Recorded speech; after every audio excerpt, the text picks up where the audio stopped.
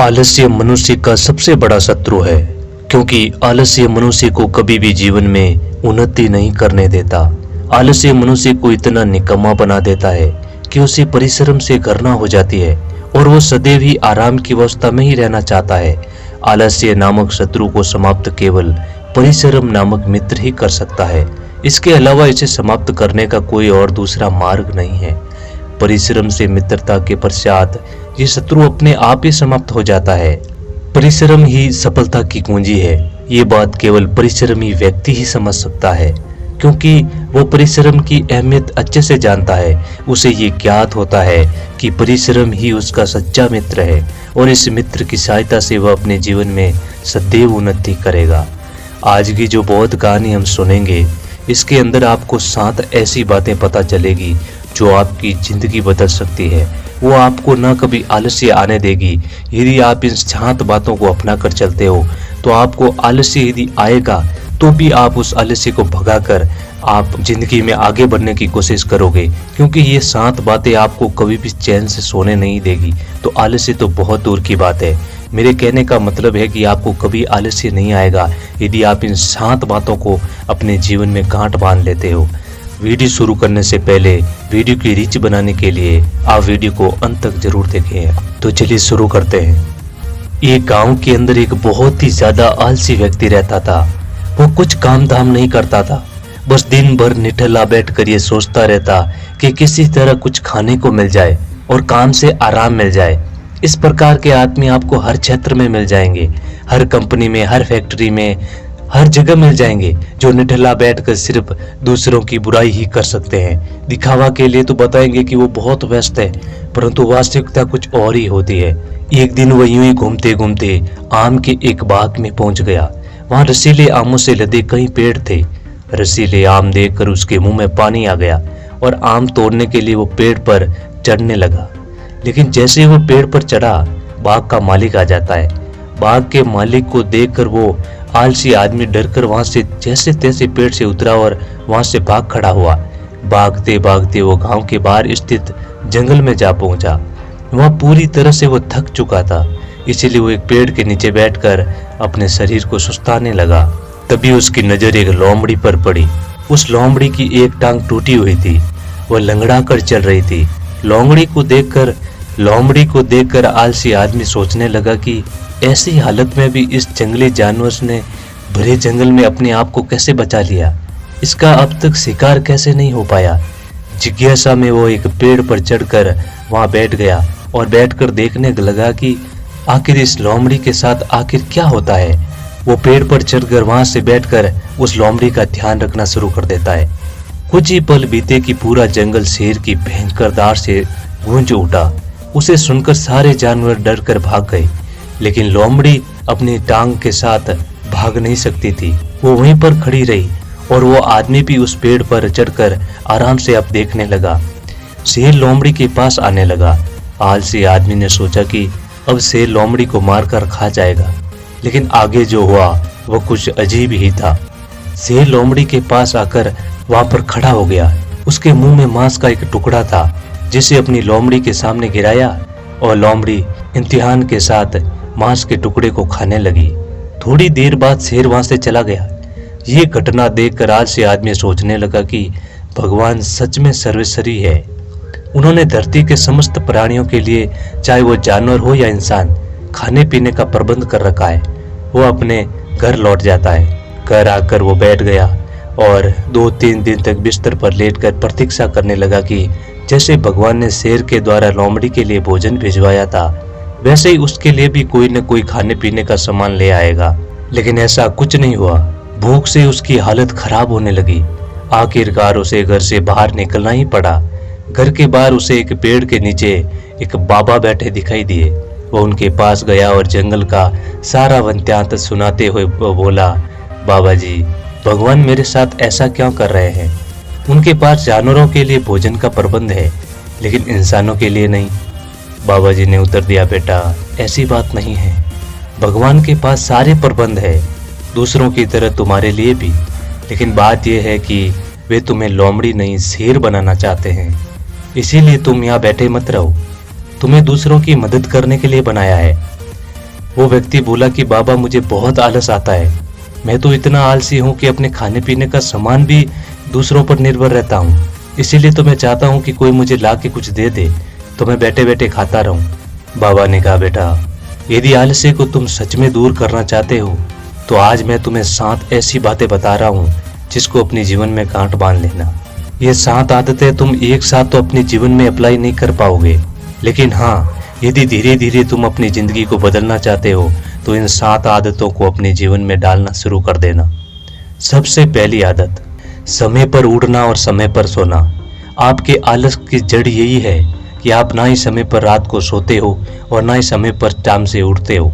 यदि आप रात को देर देर तक जगे रहते हो और समय पर नहीं सोते तो आपके लिए सुबह में जल्दी उठना मुश्किल हो जाता है। इस मुश्किल का हल यही है कि आप अपने रात की नींद पूरी लें और सुबह जल्दी उठें। इससे आपके शरीर में फुर्ती रहेगी और आप अपने कार्यों के प्रति सहज रहोगे जो आपके लिए महत्वपूर्ण है। आपका स्वास्थ्य भी इसी पर निर्भर करता है। जब आप समय पर सोते हो और उठते हो तो स्वस्थ रहते हो। देर से उठने से आपका कार्य पूरा नहीं हो पाता। आप अपने कार्यों को करने के लिए समय का प्रबंध ठीक ढंग से नहीं कर पाते, जिसकी वजह से आपका कार्य अधूरा रह जाता है। आपके देर से उठने का कारण यही होता है कि आप रात को देर से सोते हो, जिसकी वजह से आपकी नींद पूरी नहीं हो पाती। इसीलिए यथाशीघ्र अच्छे गुणों को अपनाएं और रात को देर तक ना जगें और सवेरे उठें और अपने शरीर को आलस से दूर करें। दूसरी बात, अपने लक्ष्य के बारे में सोचें। हर इंसान का एक लक्ष्य होता है और हर कोई उसे पूरा करना चाहता है, पर जब आप आलस करते हो तो ये सोचना ही छोड़ देते हो कि आपका शरीर आलस के कारण कुछ नहीं कर पाता, उसके अंदर कुछ भी करने की क्षमता नहीं होती। पर जब आप अपने लक्ष्य के बारे में सोचते हो तो कुछ समय के लिए आपका आलस दूर हो जाता है, पर जैसे जैसे आप अपने कर्मों में व्यस्त होते हो फिर से अपने लक्ष्य को भूल जाते हो। इसीलिए लक्ष्य को या तो आप सुबह उठकर हर रोज अपने लक्ष्य को लिखना शुरू कर दें कि मुझे ये पाना है और ये पाने के लिए आज मैं ये करूँगा, क्योंकि जब हमें लक्ष्य याद रहता है तो हमारे शरीर में बहुत फुर्ती रहती है कि हाँ मैं जीवन में ये करूँगा वो करूँगा। लेकिन जब 2-4 दिन हम मेहनत करके थक जाते हैं तो कहते हैं कि ऐसा कुछ भी नहीं होता है और हम भूल जाते हैं और अपने लक्ष्य से भटक जाते हैं। तो ऐसा नहीं करना है।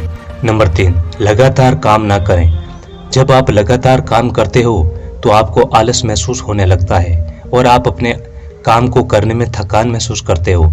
इसीलिए आप थोड़ा थोड़ा आराम लिया करो ताकि आपका थकान मिट जाए और आप अपने कर्मों को मन लगाकर कर पाए। आपके शरीर को आराम की जरूरत होती है। आपका लगातार काम करना ही आलस को घेरता है। इसलिए बेहतर काम को आराम से सही तरीके से धीरे धीरे करें। धीरे धीरे काम करने से आपका मन भी लगा रहेगा और आपके शरीर पर काम का प्रभाव भी नहीं होगा। इससे आपको आलस नहीं आएगा। चौथी बात, समय पर काम को पूरा करने की ठान लें। जब आप किसी काम को पूरा करने की ठान लेते हो तो उसे जी जान से पूरा करने की कोशिश में लग जाओ, जिससे आपके शरीर से आलस दूर भाग जाती है। आपको जुनून होता है कि आपको इस काम को इतने समय में ही पूरा करना है, जिस कारण आप खुद को उस काम में इतना मशगूल कर देते हो कि आपको आलस नहीं आता, जिससे आप इस काम को सही ढंग से सही समय पर पूरा करने में सफल हो पाते हो।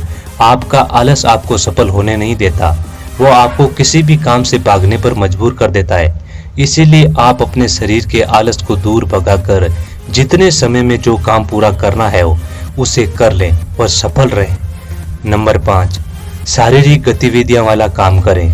जब आप बैठकर लगातार काम करते हो तो आपको आलस महसूस होने लगता है। इससे बेहतर है कि आप ऐसा कार्य करें जिसमें आपके शरीर को मेहनत करना पड़े, आपके शरीर की गतिविधियां हो। जब आपके शरीर से आलस दूर होंगे और आपका पूरा ध्यान काम पर होगा। जब आप शारीरिक मेहनत का काम करते हो तो आप उस काम के लिए इसलिए भी जल्दी पूरा करना चाहते हो ताकि अपने जल्दी इस काम को खत्म करके अपने शरीर को आराम दे सके। नंबर 6, खुद को प्रेरणा दें। आपके लिए खुद को प्रेरणा देना तो आसान है, पर उसे पूरा कर पाना बहुत मुश्किल है। जब आप खुद को प्रेरणा देते हो तो आप कुछ देर के लिए प्रेरित हो जाते हो, पर फिर वही के वहीं आ जाते हो। जब आप प्रेरित होते हो तो आप में कुछ नई चीजें करने की इच्छा अंदर से पैदा होती है, और जब आपके शरीर से आलस खत्म हो जाता है, बिल्कुल ही खत्म हो जाता है, आप अपने कार्य में व्यस्त रहे और नई नई कार्यों को करते रहे। जिससे आपकी आलस खत्म होता रहेगा। आप अपने कार्यों को सही दिशा दे पाएंगे। नंबर 7, खुद को दूसरों से कम ना समझें। आपको कभी भी खुद को दूसरों से कम नहीं समझना चाहिए। आपको ये सोचना चाहिए कि आप कुछ भी कर सकते हो। जब आप में ये ख्याल आ जाएगा तो आपका आलस दूर हो ही जाएगा और आप हमेशा कुछ न कुछ करने की सोचते रहोगे। इससे आप अपने कार्यों में पूरी तरह से व्यस्त रहोगे। आपके जीवन में आलस्य की जगह नहीं बचेगी। कोई भी इंसान कमजोर होता ही नहीं है, बस वो सोच लेता है कि वो कमजोर है। बस यही कारण है कि वो अपनी प्रतिभा को दबा कर रखने लगता है। पर आप अपने अंदर की प्रतिभा को दबाना छोड़ दें और सफलता को चुनें। आपकी प्रतिभा ही आपकी पहचान होनी चाहिए। हम सबके भीतर क्षमताओं का असीम भंडार होता है, बस अपनी अज्ञानतावश हम उन्हें पहचान नहीं पाते हैं और ईश्वर को कमतर समझकर दूसरों से सहायता की प्रतीक्षा करते रहते हैं। ईश्वर की क्षमता पहचानिए, दूसरों की सहायता की प्रतीक्षा मत करिए। इतने सक्षम बनिए कि आप दूसरों की सहायता कर सके। तो दोस्तों यही बात है, आलस्य को दूर भगाने के लिए हमें किसी मोटिवेशन की जरूरत नहीं होती। आपको अपने जीवन में कुछ आदतें को ही चेंज करना पड़ता है। हम ये बात तो सत्य है कि हम जब किसी सफल आदमी को देखते हैं और उनके बारे में सोचते हैं, उनके बारे में पढ़ते हैं, तो हमारे अंदर भी जोश पैदा होता है और हम भी कहते हैं कि अब आज से कभी कोई आलस्य नहीं करेंगे और अपने सफलता की ओर बढ़ेंगे और मेहनत करेंगे। लेकिन जब हम मेहनत करना शुरू करते हैं और थोड़ी बहुत मेहनत करते हैं तो उसके बाद थकान महसूस होती है। आप कोई भी काम करो, भले उस काम को आप 10 दिन में पूरा कर रहे हो तो भी आपको आलस्य ही आएगा। तो सफलता इतनी जल्दी नहीं मिलती और आलस्य तो हमारा सबसे बड़ा दुश्मन है। इसको तो सिर्फ परिश्रम मित्र ही हटा सकता है। तो आलस कभी ना करें अपने जीवन में। आलस्य करने यदि जब आपको आलस्य आता है तो आप कोई मेडिसिन लेते होंगे, उससे कुछ भी नहीं होता। जब तक आपके मन के अंदर आलस्य नहीं जाएगा, मन वाला आलस्य नहीं जाएगा, तब तक आलस्य कभी खत्म नहीं होगा। शरीर आपका कोई काम नहीं देता है। यदि आप रोड जा रहे हो और कोई आपको दोस्त कहे कि यार जल्दी जल्दी चल, हमें जल्दी जल्दी पहुंचना है, तो आपको आलस्य टाइप का लगता है कि हाँ ठीक है चल लेंगे धीरे धीरे। लेकिन जैसे ही आपके पीछे कोई कुत्ता पड़ जाता है तो आप इतने तेज भागते हो कि आप किसी से नहीं पकड़ाते हो। तो यही होता है जब आपके मन के अंदर, आपके मस्तिष्क के अंदर ये बात घुस जाती है कि मुझे ये काम करना है, बस करना ही है, तो आपका आलस्य, आपका कोई कुछ नहीं बिगाड़ सकता। भले आपका शरीर बीमार भी रहेगा ना, तो भी आपके अंदर आलस्य कुछ भी नहीं कर पाएगा। आपको तो काम करने का जुनून है ना भाई। भले आपका शरीर साथ नहीं दे रहा तो क्या हुआ, आपका मन, आपका दिमाग ये तो साथ दे रहा है। तो सबसे पहले हमें इन्हीं पर कंट्रोल करना होता है। शरीर के ऊपर कोई मतलब नहीं रहता, हमारे मन में जोश होना चाहिए। तो दोस्तों कैसी लगी आपको ये कहानी? उम्मीद है अच्छी लगी होगी। कमेंट सेक्शन में जरूर बताना। ऐसे ही कहानियां सुनने के लिए नैन क्यों इंस्पायर्ड को जरूर सब्सक्राइब करें। मिलते हैं अगली कहानी में, तब तक अपना ख्याल रखें।